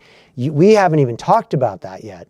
So my suggestion is figure out right to counsel, get that book, Evicted, start reading it, get ahead of the curve, because for the last 15 years, I'll call it, minimum 10 years, but I would say more along the line of 15 years, we've been, as an industry, we've been behind the curve. We've been on the defensive.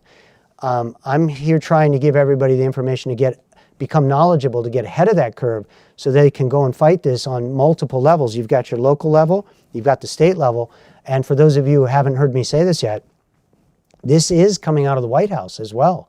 I attended a White House Zoom meeting maybe 6 months ago. The White House is getting involved in tenants' rights and tenants' protections now. And in this meeting, you had prominent mayors, Lori Lightfoot from Chicago was on there. You had federal court judges on there. You had people from the Justice Department.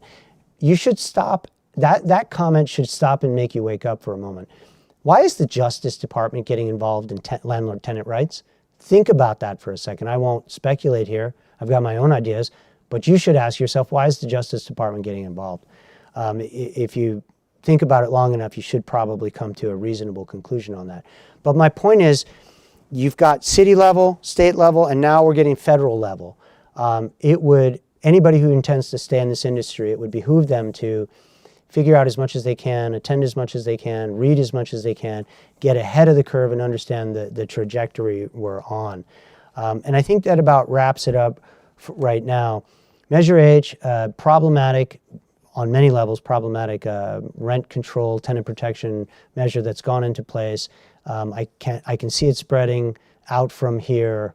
Happy to take questions as long as, Jeff mentioned earlier, as long as they're on Measure H or the Tenant Protection Act in general. I can take as many questions as we want to field right now. Great. All right. Well, before we get started with the questions, we already have some that are queued up for sure. If you think that Michael Brennan did a good job here, would you please give this a like, and also would you share it with your friends that you know have rental property in Pasadena? And also just want to reemphasize that when he's talking about South Pasadena, we know Alhambra just passed some things, and it sounds like there's more on the table there. Burbank as well, you have a city council that's really looking to implement some of these things. We had a call to action this last month. A lot of you showed up. I think we had over 40 housing providers there at the city council meeting a couple weeks ago. In Burbank, they're going to have a AB 1482 study session on August 8th. And so that's one that I would highly suggest that you attend. That's at the time that there's a regular meeting, but we'll see how that plays out, what format it will be. And I would even suggest recommending the type of format for that, because that is a AB 1482. I mean, you could take days to cover that. Literally, there's so many different nuances to it. So all those things are happening. So just stay aware for sure. And then here we go. We'll just get into these questions. And again, we're going to address anything that's related to Measure H or AB 1482, because these are the two laws that are governing all the properties that are in Pasadena. So, oh yeah, and then also one thing, when you were covering I think it was the at fault, Yes. we skipped over the executing a new lease.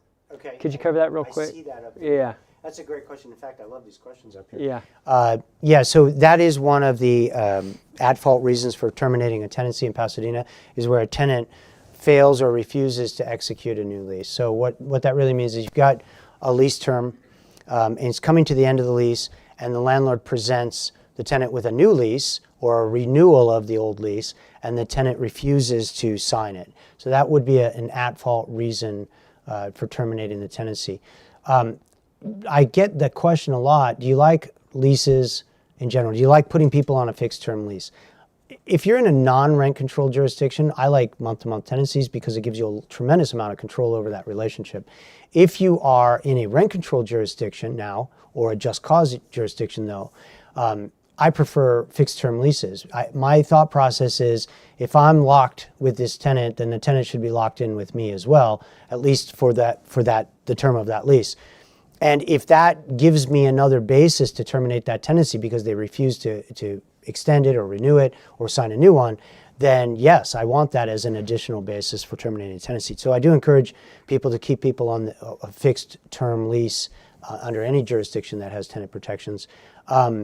There is, as in many other ordinances that require that or have that as a basis for a termination, the terms have to be substantially similar. So for example, if you had a tenant, let's say you're using an old lease and you have a tenant that's coming to the end of that lease, and you tried to present them, let's pretend for a second that you've been maintaining that lease for the last 20 years. Every year you renew it, it's a 1-year lease, but it's a 20-year-old lease. And you came in and attempted to force the tenant to sign a brand new 2023 AOA lease.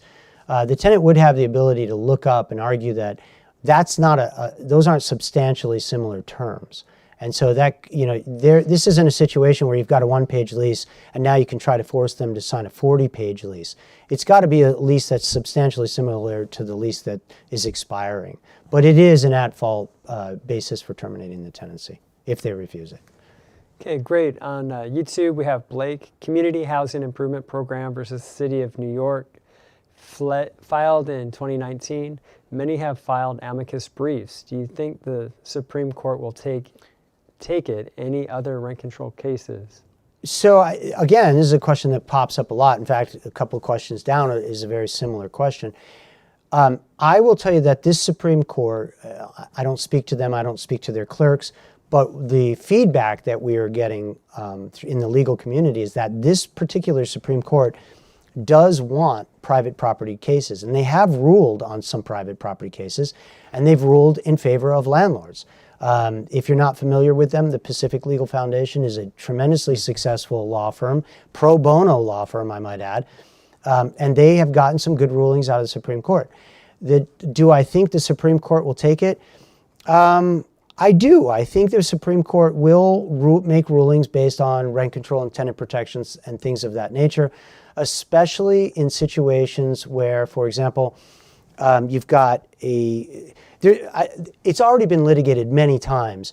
Rent control has been litigated. Let me step back and make this a broader question. Rent control has been litigated many times, and it's gone to the Supreme Court. And it has been deemed to be an acceptable method of cities and municipalities to use their police measures for critical components of society. Housing is deemed to be a critical component of society. And so the Supreme Court has said they have the right to limit rents as long as they allow a just and reasonable return. So rent control as a whole has been litigated by the Supreme Court. Where I think there's more room to litigate are situations where these municipalities are going into more of the just cause components. When can you terminate a tenancy? When can you not?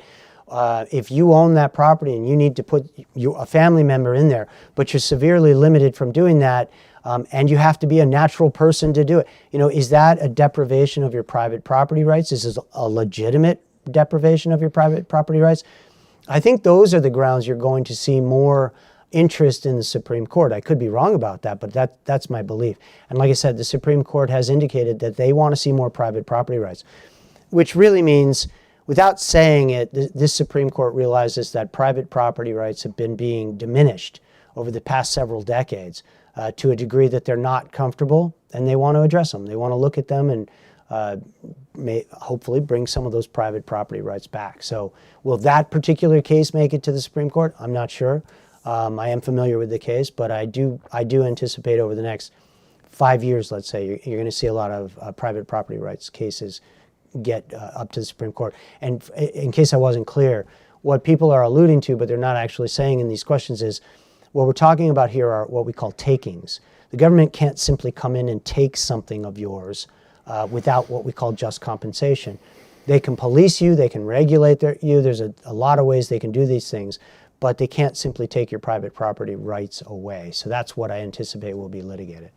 Right, and then specifically with Measure H, we have Boyd here on YouTube asking kind of that, so there's that case that's out there about this specifically. Do you see a chink in it where, this is something that should be pursued? Do you see a lawsuit here that, I know there is a current lawsuit, but... Yeah, I think there is a current lawsuit. I do see problems with it.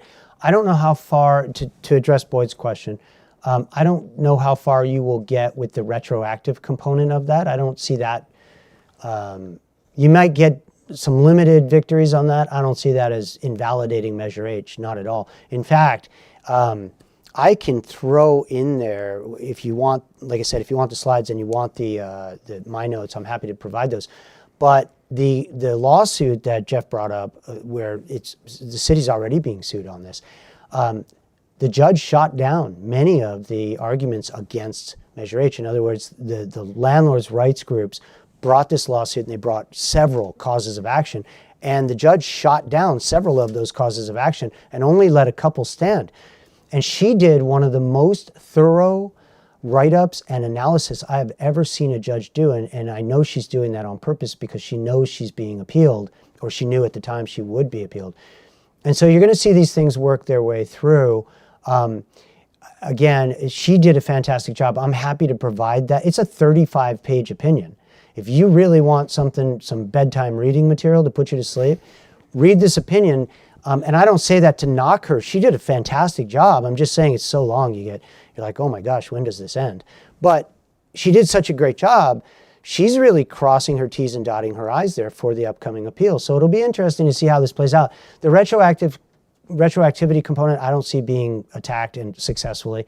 There are other components. I think that economic displacement, where a tenant gets to decide whether they terminate their tenancy and get relocation fees because of the fact that they don't like the amount of the increase, I think that's got some real possibilities, because that does effectuate a rent control situation. So there will be victories and there will be losses. Whether we like what we get as a result, it will be necessary. We need the courts to start hammering this down. What can we do? What can't we do? Mm-hmm. And some of these, I'll take, for example, the city and county of Los Angeles, their anti-tenant harassment ordinance. I think there's a lawsuit there.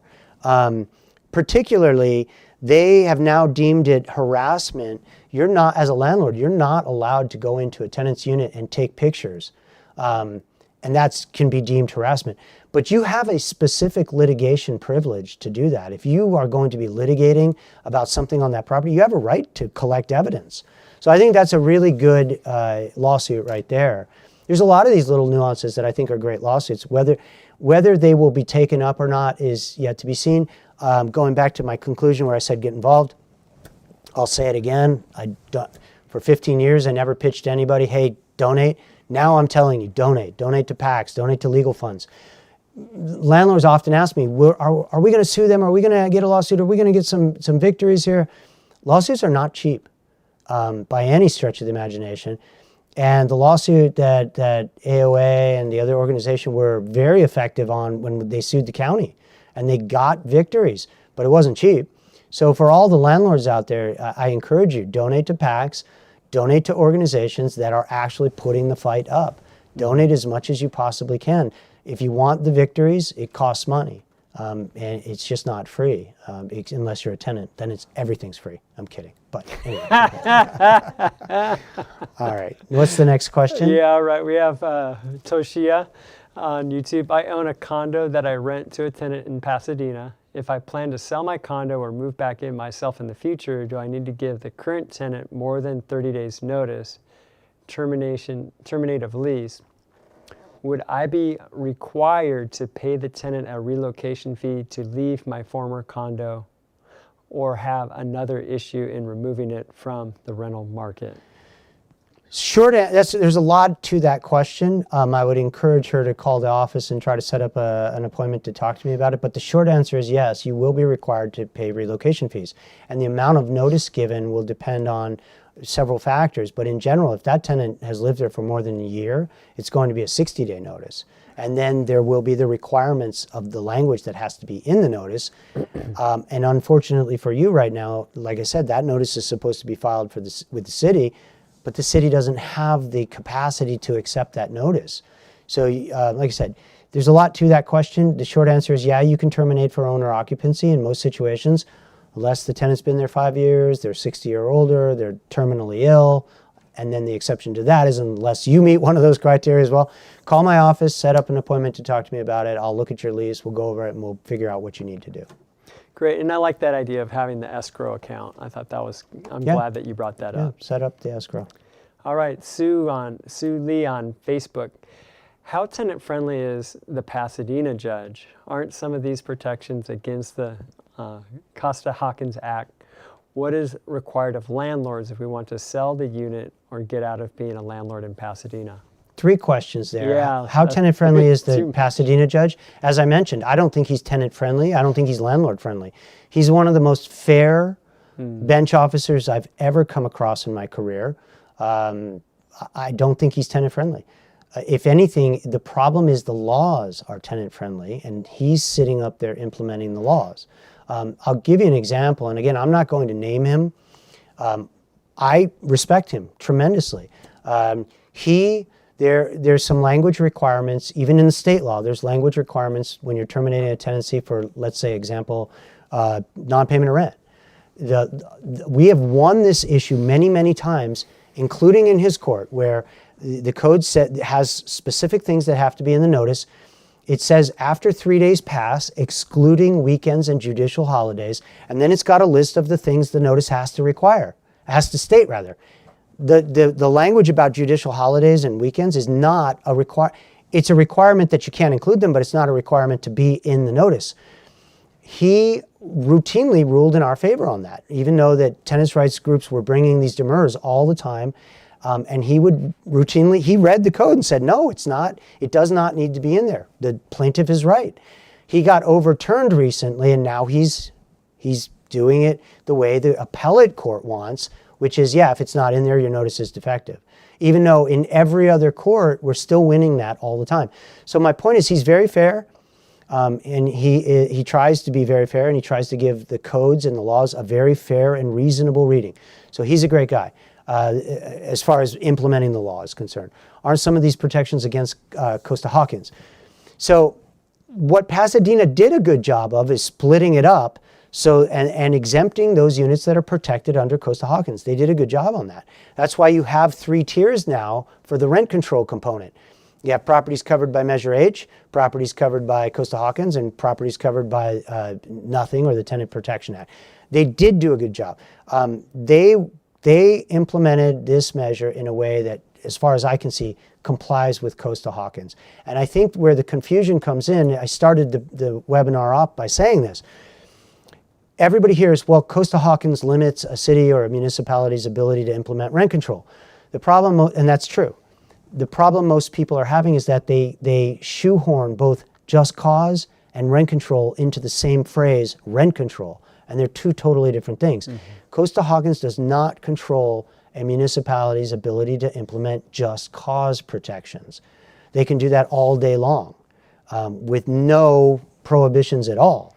So that's why I said it's important we start using the right lexicon. Rent control governed by Costa-Hawkins. Just cause governed by nothing except the city or municipality. And then the third question is, what is required of landlords if we want to sell the unit to get out of being a landlord in Pasadena? Let's break that into two different questions. Are you allowed to terminate a tenancy because you want to sell the unit? No. That was not one of the categories. Are you able to terminate a tenancy because you want to get out of the business permanently? Yes, absolutely. So that's the Ellis Act. That's what we were talking about.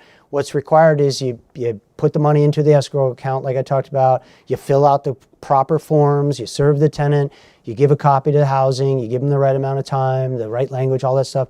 There is a procedure to follow under Measure H that will allow you to get out of being a residential rental property owner, especially for a single family home.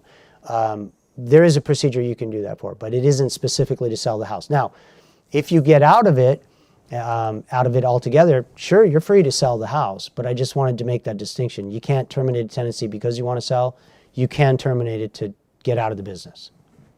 Great. Okay, Roshan on YouTube, can I put the property in a revocable trust? I think maybe are they asking if will that exempt them from?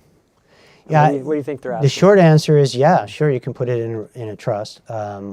That's not going to save you from the protections under Measure H. Right. From what I can see, it won't save you from any of the measures. In fact, it might harm you.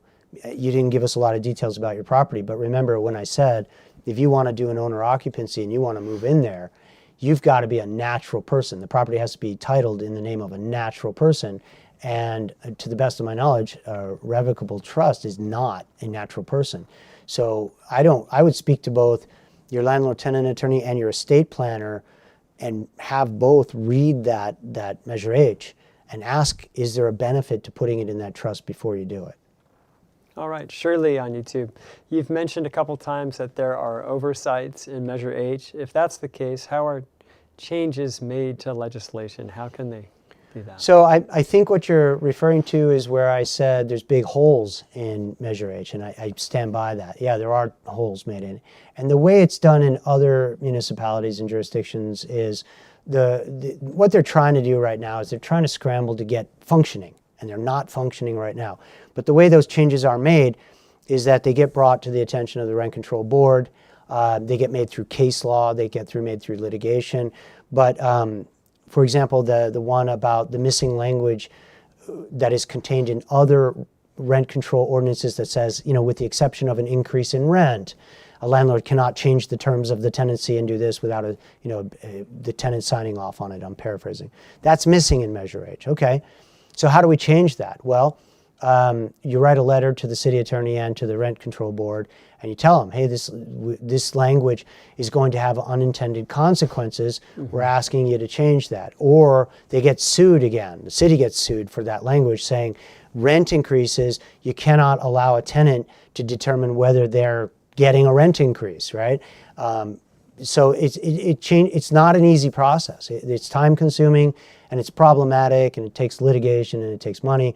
I'd like to say it takes the Rent Control Board just looking at the request and being reasonable and saying, yeah, that's clearly a problem, let's change that. But as I said, you've got 7 out of 11 tenants, 7 out of 11 people on the board are tenants, and I'm not knocking them for being tenants. They might be highly intelligent, capable people, but it's unlikely they have the experience necessary to understand all of the arguments in favor of the landlord. And it will take them time to get educated, up to speed. I think as humans, they want to do the right thing, but they just don't understand all the nuances yet. They'll get there, but it's going to be a time-consuming process. You know, with the rent board, like I had one member that called in and said, you know, I calculated the rent increase, gave the notice, did everything properly, but then the rent board came and said that the rent increase amount was higher than what it should be. And anyway, is there any accountability there? Let's say that the rent board is not calculating it properly. I wonder, there could be a lawsuit against them for that. There could be a lawsuit, although I heard this, I don't know that it's true, but I did hear that one of the things the rent board was demanding right now is that they be indemnified or insured against lawsuits. So it's not, I don't see it as a situation where you're going to go sue an individual rent board member, but let me address that question directly. Yes, there is a procedure. You can petition the rent control board. Both landlords and tenants can petition the rent board. For landlords would obviously be petitioning for an increase in rent, and tenants can petition the board for a decrease in rent. I don't know if I mentioned that. But both parties can petition the board for an adjustment in rent. So if a landlord believed that the rent board was miscalculating the increase, and it does happen, they are human beings, you could file the petition with the rent board and go in and have a hearing. And of course the tenant would, be able to appeal it, etc. But there is a procedure put in place to question or challenge not only the increase that was calculated by that rent control board, but whether, let's say the increase itself is not in question, but you're not making a profit. There is a definition in there of making a reasonable profit. And what the Measure H does is it sets your NOI in your base year, and there's a very long, complicated section on how you're going to establish your NOI, what can be included, what can't be included in your NOI. But basically it says your NOI for that first base year is the base NOI to determine whether your profits in the future are reasonable. So if you're not making a reasonable profit, you can petition the board. If you think they miscalculated the increase, you could petition the board. Like I said, there's some vagueness to the language as to whether that increase, the permissible increase amount, is really a change in CPI, which could be 0.5%, 1/4%, 1/8%, or if it's the CPI itself. I think there's some vagueness in that. Maybe other people disagree. The point is, yes, there's mechanisms to challenge them. I think, I want to say this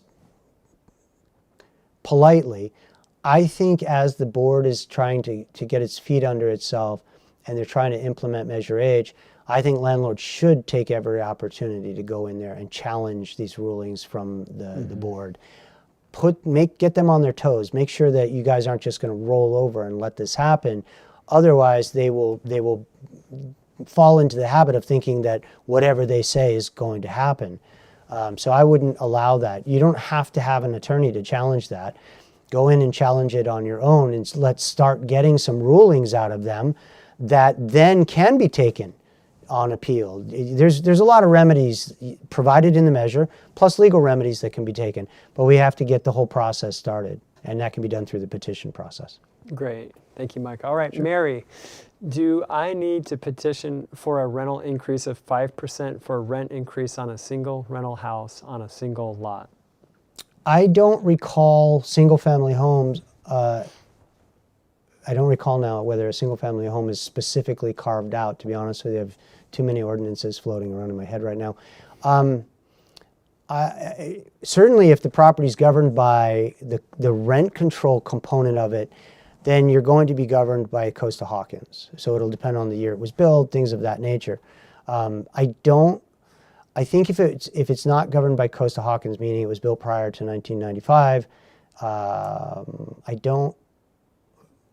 don't believe that, well, hang on a second. Let me see if I can find the answer to that right now. Yeah. I don't believe that a single-family home being an exception to the rent control.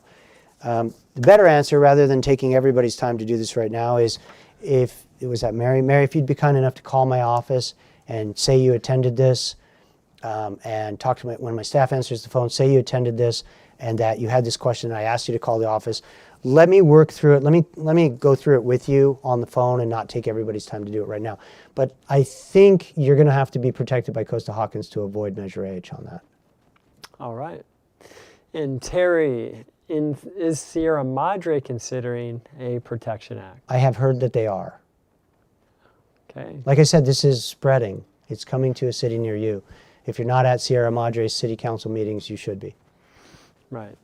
Okay, Ben, Mr. Brennan, are there any limits to the cases you are taking right now? Yes. So in order to better serve clients, and I will ultimately get to override some of these policies if I feel that the need is there. But yeah, there are some limits. We are trying to limit the number of cases we take and the reasons we take. For example, even the Pasadena cases that we've asked our clients to hold off on those right now until we can get our notices drafted in line with Measure H. So there are some limitations. The best way to determine what those limitations are is call the office and talk to staff. They know what they are. Great, and that's a great question. Yeah. Okay, S&L Property Management.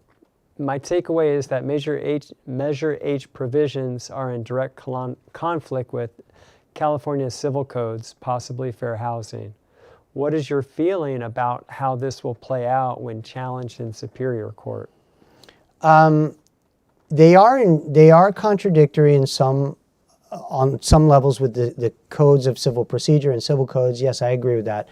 As far as playing out, like I said, this has been litigated all the way up to the Supreme Court. And so under a rent control jurisdiction, the Supreme Court has already ruled that a city or a county, a municipality, has the right under its police powers to implement these kind of eviction restrictions, rent controls, things like that, because housing is such a critical component of society. So how do I see that playing out in Superior Court? I think the judges are just as confused as anybody else about what a lot of this language means and how to apply it. And so I think you will get a lot of good rulings. I think you'll get a lot of bad rulings. I think you will get appeals. And I think eventually some of the appeals, the truly critical appeals, will make their way up into the Supreme Court, hopefully. But I think the overall takeaway is that landlords in general are going to be very frustrated with a lot of the rulings that come out of the Superior Court because the ordinance itself, or the measure itself, seems to give a lot of leeway to the tenants. There's a tremendous amount of hoops the landlords have to jump through, some of which they cannot jump through right now. And that's going to lead to rulings that the landlords are frustrated with. But we have to get those rulings to keep going and get that litigating, get some case law on it. But I think it's going to be frustrating. Like I said, I think it was a poorly drafted, hastily drafted measure. Great. We have a couple minutes to 12. How many more questions can you take? Let's go till 12. Okay, here we are. Let's say from Toshia again, you mentioned tenants 60 plus having certain rights. Does this also apply to landlords, specifically an Yes. owner of a single family home or condo? Yes, it does. That's going back to her prior question about owner occupied. Absolutely. Like I said, if you're trying to vacate that unit, those are the exceptions. Somebody's been there 5+ years, plus is over 60, plus or is disabled, or is terminally ill. But there's an exception for that if the landlord or the person they want to put in there is similarly situated. In other words, if you're over 60, then that kicks that out. That invalidates that as an exception. So yes, there are some protections for landlords in that sense. Great. All right. Here's the last question.